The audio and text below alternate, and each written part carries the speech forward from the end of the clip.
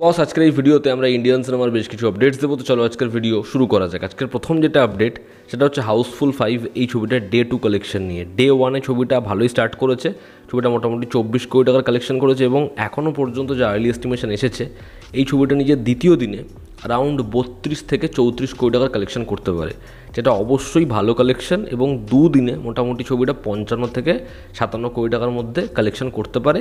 এবার দেখার ছবিটার রবিবার দিনে কীরকম জাম্প আসে, তার কারণ বকরিদের জন্য শনিবার দিন ভালো জাম্প এসেছে, প্রায় 30% মতো জাম্প এসেছে এবং আশা করা হচ্ছে রবিবার দিনও সেটা জাম্প আনবে, না হলে একই জায়গায় স্টে করবে, যেটা অবশ্যই ভালো সাইন। তারপরে উইকডেজে কেমন কি কালেকশন করা হয় এমনটাই দেখার, তার কারণ 90 কোটি টাকার কাছাকাছি ছবিটা নিজের 3 দিনে পৌঁছে যাবে।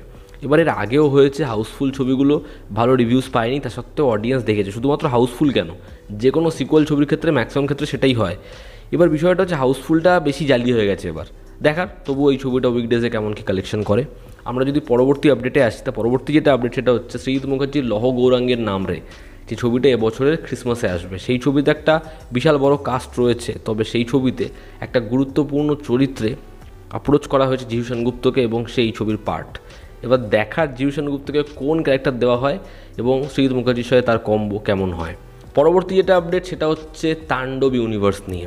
রাইহান রাফি একটা ইউনিভার্সের প্ল্যান করছে, এটা নিয়ে আমরা আগেও কথা বলেছি এবং তারই সূচনায় একটা ঝামেলা হয়েছে।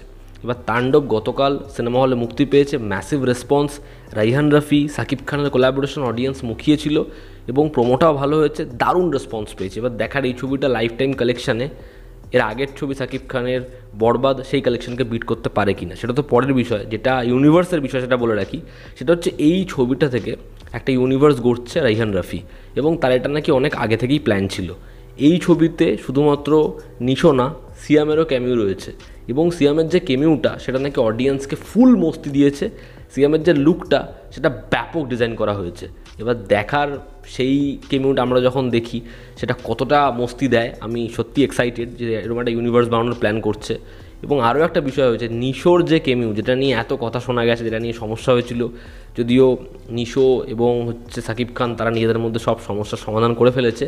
তো এই ছবিতে নিশোরও ক্যামিউ রয়েছে এবং সেটা হচ্ছে সুড়ঙ্গ, মানে রাইহান রাফির প্রিভিয়াস যে ছবি, যেটা ডেফিনেটলি ভালো ছবি, সেই ছবিতে তার যে ক্যারেক্টারটা, সেই ক্যারেক্টারটাকে এখানে ফিরিয়ে আনা হয়েছে অন্য রুটে।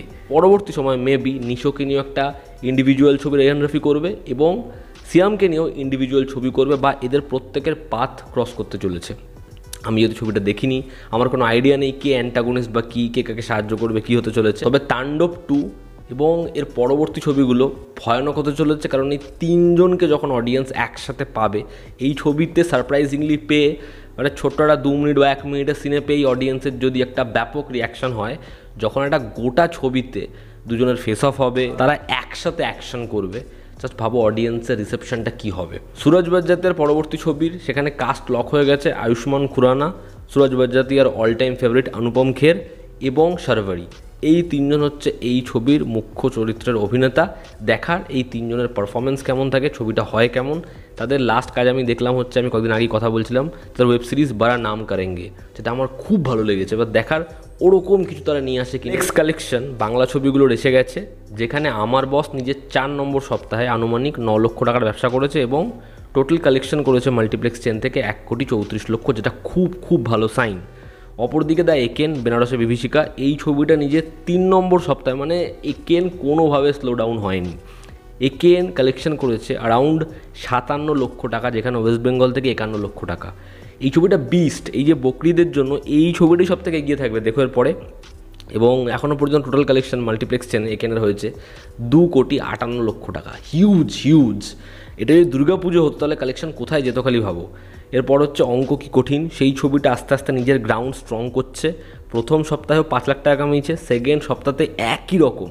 তো এই ছবিটার জন্য অডিয়েন্স তৈরি হয়ে গেছে। এই ছবিটা 5 লাখ কামিয়ে আবার 10 লাখ টাকার 2 সপ্তাহে প্লেক্স কালেকশন করতে পেরেছে। এরপর সোনার কেল্লায় জখের ধন, এই ছবিটাও ভালো স্টার্ট করেছে, 29 লক্ষ টাকা নিজের প্রথম সপ্তাহে কামিয়েছে মাল্টিপ্লেক্স চেন থেকে, যেটা অবশ্যই ভালো সাইন। তার কারণ এই ছবিটার খুব বেশি প্রচার হয়নি এবং একেন আর আমার বস একদম পিক মুহূর্তে ছিল, তা সত্ত্বেও এই ছবিটা ভালো কালেকশন করতে পারছে। দেখার এই ছবিটা টোটাল কালেকশন কোন জায়গায় নিয়ে যায়। বাহুবলী ছবিটা ওয়ার্ল্ড ওয়াইড রিলিজ হবে এটা আমরা জানি, তবে ছবিটা দুটো পার্ট রিলিজ হবে না। বাহুবলী পার্ট 1 এবং পার্ট 2 দুটোকে একসাথে একটা একটা গোটা ছবি আকারে তারা রিলিজ করবে এবং কিছু সিন ট্রিম করবে যাতে ছবিটার রান টাইম বিশাল বড় না হয়ে যায়। তবে সেটা বড়ই হবে, যেহেতু দুটো পার্টকে একটা ছবিতে আনছে, তবে তারা অনেক সিন ট্রিম করে দেবে। এবং 23শে অক্টোবর 2025 ছবিটা রিলিজ হবে ওয়ার্ল্ড ওয়াইড। দেখা রিলিজ হয়ে এই ছবিটা নিজের রিসেপশন কীরকম কী করে, কালেকশন কীরকম কী হয়। তো এই ছিল আজকের লেটেস্ট আপডেটস। এটা তোমাদের কি অপিনিয়ন জানিও, জনতা আমাদের পাশে আছে। আবার দেখা হচ্ছে, টেক কেয়ার।